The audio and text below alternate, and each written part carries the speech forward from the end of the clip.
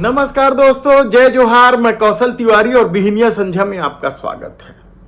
Bharatiya Janata party ने भले विधानसभा के चुनाव में राजधानी की चारों सीट जीत ली हो, दुर्ग की सीट जीत ली हो, राजनांदगांव की सीट जीत ली हो, यानी सभी शहरी क्षेत्रों में भले ही भारतीय जनता पार्टी ने जीत हासिल कर ली है, लेकिन 6 महीने बाद होने वाले निगम के चुनावों ने उनकी चिंता बढ़ा दी है। और यह चिंता इसलिए बढ़ गई है क्योंकि निगम के चुनाव में पिछली बार भारतीय जनता पार्टी का प्रदर्शन बेहद ही खराब रहा है और राजधानी में तो पिछले 15 सालों से भारतीय जनता पार्टी महापौर बनाने के लिए तरस गई है। सुनील सोनी जो रायपुर के पिछले बार सांसद चुने गए थे, वे जब महापौर थे उनके बाद से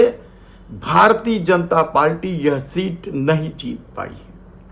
तो क्या इसके लिए सुनील सोनी के कामकाज के तरीकों का असर है या फिर वार्ड स्तर पर कांग्रेस के नेता अपना प्रभुत्व रखते हैं और भारतीय जनता पार्टी लगातार हारते रही है। 3 चुनाव में से 2 चुनाव तो सीधे टक्कर की चुनाव थी, यानी डायरेक्ट चुनाव था, जो इस बार चर्चा है कि फिर निगम एक्ट में चेंज किया जा रहा है और महापौर का चुनाव सीधे कराया जाएगा। लेकिन पिछला चुनाव पार्षदों ने महापौर तय किया था, उसमें भी भारतीय जनता पार्टी महापौर अपना नहीं बना पाई थी।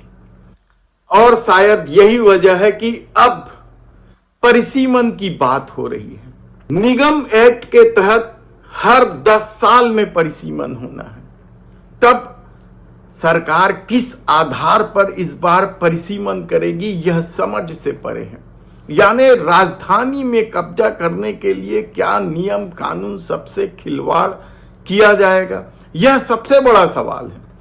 और यह सवाल किसी और ने नहीं, कल MIC की जो बैठक हुई नगर निगम में, उसमें भी यह सवाल उठा कि 4 साल पहले ही जब परिसीमन हुआ था, 70 वार्ड के हिसाब से सब कुछ ठीक किया गया था, फिर ऐसी क्या जरूरत पड़ गई कि 4 साल में ही फिर परिसीमन किया जा रहा है।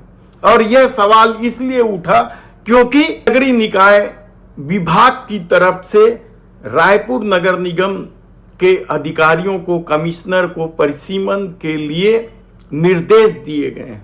नगरीय प्रशासन विभाग के अधिकारियों ने यह निर्देश वीडियो कॉन्फ्रेंसिंग के माध्यम से दी है।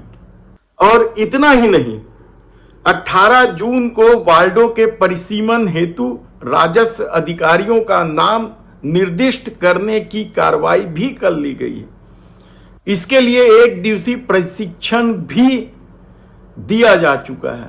इस बात को लेकर जब कल MIC में सदस्यों ने मुद्दा उठाया तो महापौर एजाज ढेबर ने साफ तौर पर कहा कि कांग्रेस इसका विरोध करेगी क्योंकि 4 साल पहले ही परिसीमन हुआ है, जनगणना अभी हुई नहीं है, फिर किस आधार पर परिसीमन किया जाएगा। उन्होंने इस बात पर भी नाखुशी जाहिर की कि ना तो वार्ड की संख्या बढ़ रही है और ना ही आबादी बढ़ने के बावजूद महानगर पालिका की संज्ञा ही दी जा रही है। और नगर निगम में अभी जो 3 गांव हैं राजधानी से लगे, बोरिया खुर्द, सेजबहार और फुंडहर, और भी आसपास के एरिया को शामिल करने की बात चल रही है क्योंकि यहाँ शहरी आबादी बढ़ रही है, मकान बन रहे हैं और इसके लिए टाउन एंड कंट्री प्लानिंग से भी सारे मापदंड तय किए गए हैं। महापौर एजाज ढेबर ने यह भी कहा कि 7 से 10 हजार जनसंख्या के मापदंड पर वार्डों का परिसीमन पिछली बार किया गया था, जब 4 साल पहले किया गया था, और इस अनुपात में ज्यादा कुछ बढ़ोतरी नहीं हुई है। शहरी क्षेत्रों में जनगणना हुई नहीं है और ना ही 4 साल में वार्डों की जनसंख्या ही इतना ज्यादा बढ़ा है, तब किस आधार पर परिसीमन किया जा रहा है? यह सवाल बेहद महत्वपूर्ण है और राजनीतिक रूप से कहा जा रहा है कि महापौर चुनाव नहीं जीतने की वजह से पिछले 3 बारों सुनील सोनी आखिरी बार जीते थे, उन्होंने गुरमुख सिंह होरा को चुनाव में हराया था।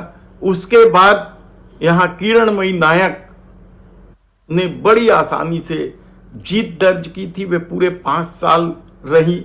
उसके बाद प्रमोद दुबे ने सीधे फाइट में भारतीय जनता पार्टी के नेता सच्चिदानंद उपासने को हराया था।